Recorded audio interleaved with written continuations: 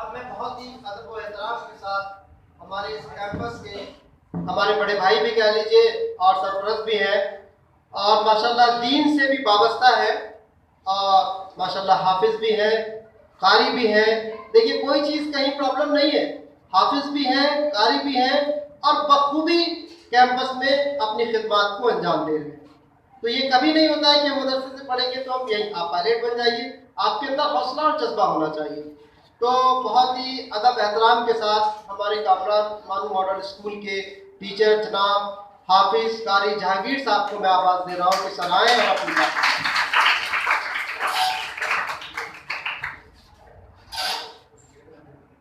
صدر شعبہ جناب مفتی صاحب، اراکین پولی ٹیکنیک اور سامعین جلسہ، السلام علیکم ورحمۃ اللہ وبرکاتہ.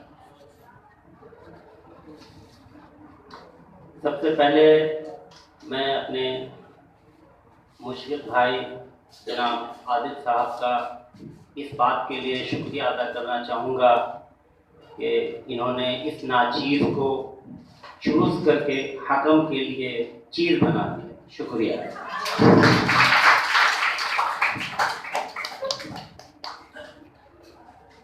محترم سامعین، یہ ایسا ٹاپک ہے، یہ ایسا موضوع ہے کہ جس پر کہنے کے لیے وقت کم ہے.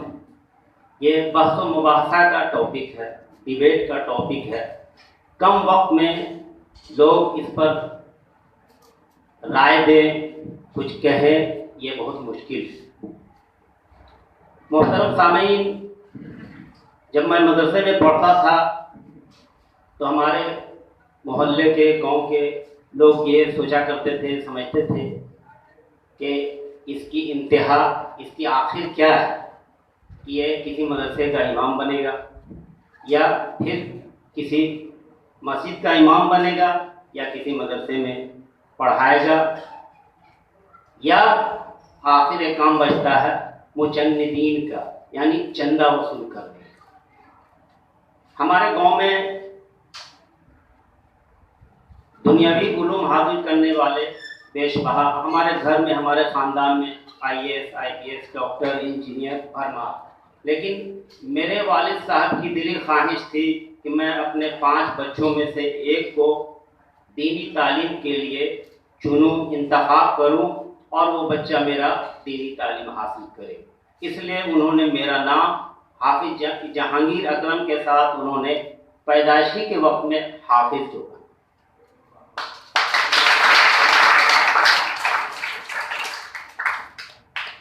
محترم سامعین، میں یہ بتانے کے لیے نہیں آیا ہوں کہ میں حافظ ہوں یا میرے والد صاحب نے ایسا کہا ہے، یہ کیا ہے. یہ دنیاوی علوم یا دینی علوم، کچھ لوگ اس کو ختم کرنے سے گریز کرتے ہیں، کچھ لوگ ختم کرتے ہیں. ہوتا وہی ہے جو انسان کی فطرت میں ہے، جو انسان فطری طور پر جس چیز کو حاصل کرتا ہے، کرنا چاہتا ہے، وہی اس کو حاصل کرتا ہے. ایسا بھی نہیں ہے کہ اگر ڈاکٹر انجینئر بننے والا یا اس چیز کی علم حاصل کرنے والا علوم دینیا سے بہرہ نہ ہو. ایسے بھی ڈاکٹر انجینئر ہیں جو علوم دینیا کو براہ راست یا راست طور پر اچھے سے جانتے ہیں، پڑھے لکھے ہیں اور ان کا مطالعہ بھی علوم دینیا حاصل کرنے والے سے زیادہ ہے. اور ایسے بھی افراد ہیں جو مدرسے سے فارغ ہو کر کے علم دنیا کو حاصل کرنے میں وہ بھی بہت اعلیٰ مقام حاصل کر چکے ہیں. بات یہ ہے کہ اس کو منظم ڈھنگ سے کیسے امپلیمنٹ کیا جائے کہ دونوں علم تفریق کے بغیر کما حق آگے وہ بڑھ پائے. یہ ایسا موضوع ہے کہ اس پر مہینوں مہینہ بات کی جائے تو کم ہے. میں اصل موضوع کی طرف آؤں گا جو مجھ پر ذمہ داری دی گئی، حکم کی ذمہ داری. اور حکم کی ذمہ داری ایسی ہوتی ہے، بہت ہی نازک ذمہ داری ہے. اس میں انصاف کو سب سے پہلے بنیادی حق دیا گیا ہے کہ ہم کیسے پارٹیسپینٹ جو شرکا حضرات ہیں جنہوں نے تقریر کی ہے जिन्होंने ने अपनी बात को रखा है उसके साथ कैसे इंसाफ किया जाए। तो पहले तमाम शुरका को मैं मुबारकबाद देता हूँ कि उन्होंने अपनी बात को रखा। ये अलग बात है कि उसका इजहार, उस बात को रखने का अंदाज व बयान कैसा था, लेकिन मफहूम के एतबार से जो मस्बत जिन्होंने तकरीर की उनका भी और जिन्होंने मनफी बातें रखी उनका भी मफहूम सबका यकसा था। यानी मस्बत वाले का भी मफहूम अच्छा था, तो मनफी वाले का भी मफहूम अच्छा था।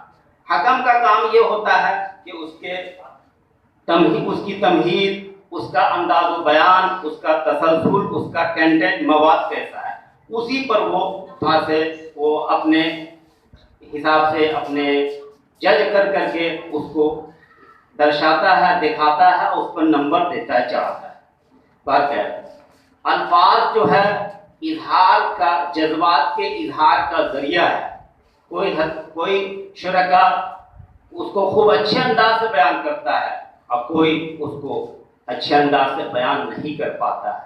ये हकम हजरात उन्हीं चीज़ों को देखकर, उन्हीं बारीकियों को देख करके फैसला करने की कोशिश करते हैं, जैसा कि फ़हीम साहब और मैंने कोशिश की है और गैर जानिबदार होकर के हमने कोशिश की है। इस दुआ के साथ कि अल्लाह ताला आपको बुलंदी अता करे और अपने इल्म को इल्म नाफ़े बनाए, इल्म साले बनाए, इस बात को मैं ख़त्म करता हूँ। शुक्रिया। बहुत बहुत शुक्रिया सर।